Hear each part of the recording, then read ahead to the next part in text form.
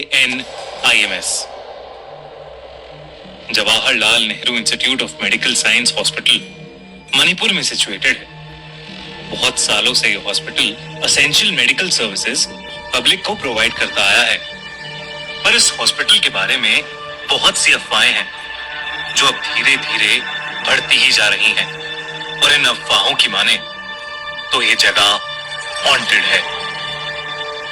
कहा जाता है कि यहाँ गायनाकोलॉजी डिपार्टमेंट और उसके पास वाले वॉशरूम्स और कॉरिडोर रात के समय में सेफ नहीं है।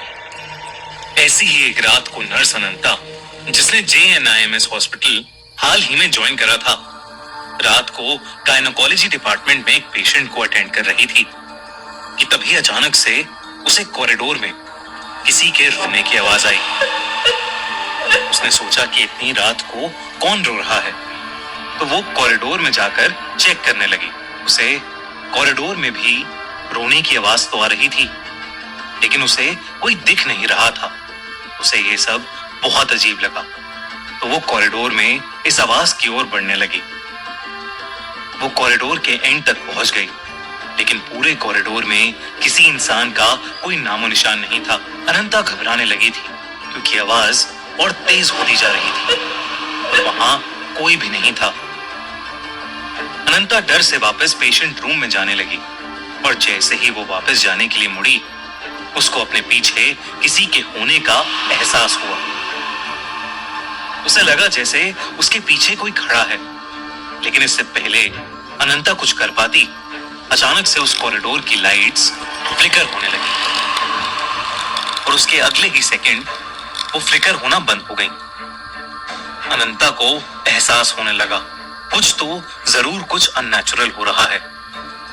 रोने की आवाज बढ़ती गई, और जैसे ही अनंता ने पीछे मुड़कर देखा तो एक औरत पेशेंट के कपड़ों में वहां जमीन पर दीवार की तरफ मुड़कर बैठी हुई दीवार को रोते रोते स्क्रैच कर रही थी। वो बार बार बस यही बोल रही थी, मेरे साथ गलत हुआ मेरे साथ। ये देखकर अनंता एकदम सुन्न पड़ गई थी, जैसे अनंता की बॉडी ही फ्रीज हो गई हो। अनंता को समझ नहीं आ रहा था कि अचानक से उसके साथ ऐसा क्या हो रहा है, और उसके सामने वो लेडी पेशेंट कौन है और ऐसे क्यों बिहेव कर रही है। अनंता ने उस पेशेंट के करीब जाने का सोचा, और तब अनंता ने देखा कि उस औरत के शरीर के नीचे का हिस्सा खून से लथपथ था। जैसे ही वो औरत अनंता की तरफ मुड़ी, अनंता के होश उड़ गए। उस औरत के हाथ में एक मरा हुआ बच्चा था, और वो उस बच्चे को लेकर अनंता की तरफ ही चलते हुए आ रही थी। पूरे कॉरिडोर की लाइट्स दोबारा फ्लिकर करने लगी। वो औरत आगे बढ़ते हुए बार बार यही बोले जा रही थी, मेरे साथ गलत हुआ, तुम सबने ये अच्छा नहीं किया, तुमने मुझे मार डाला।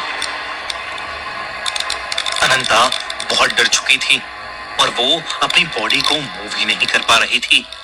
सामने से आ रही उस खून से लथपथ औरत की आंखों में इतना गुस्सा था कि अनंता का दिमाग चलना बिल्कुल बंद हो गया था। अनंता ने बहुत हिम्मत की और किसी तरह वो वहां से भागकर उस फ्लोर के वॉशरूम में जाकर छुप गई। उसने अपनी पॉकेट से फोन निकालकर किसी को मदद के लिए बुलाने का सोचा, लेकिन जब उसने अपनी पॉकेट में हाथ डाला कि उसने अपना फोन तो गायनाकोलॉजी डिपार्टमेंट में ही छोड़ दिया था।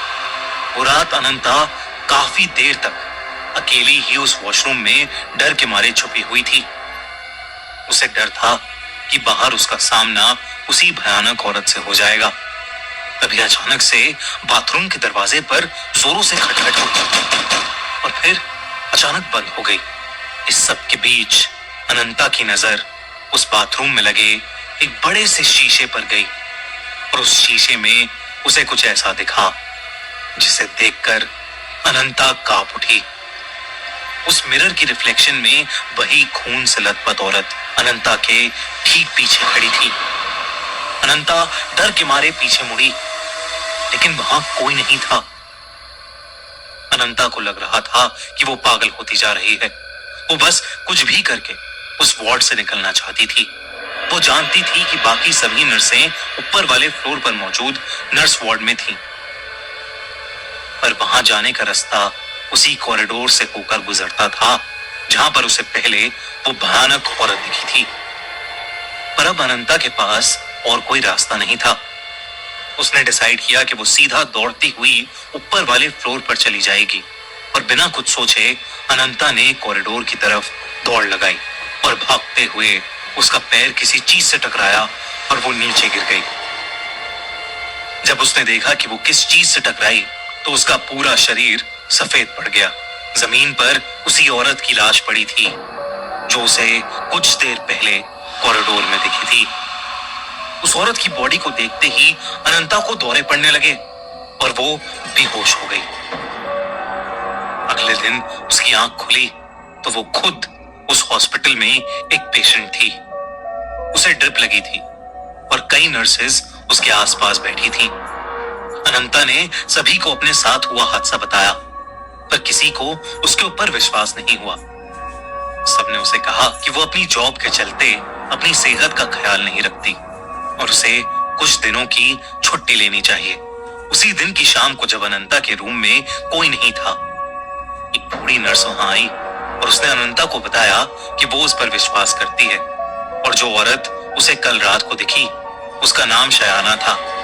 करीबन 20 साल पहले शयाना को अपनी प्रेगनेंसी की लास्ट वीक में एक एबनॉर्मल पेन हुआ था और उसके चलते उसे हॉस्पिटल में एडमिट किया गया था।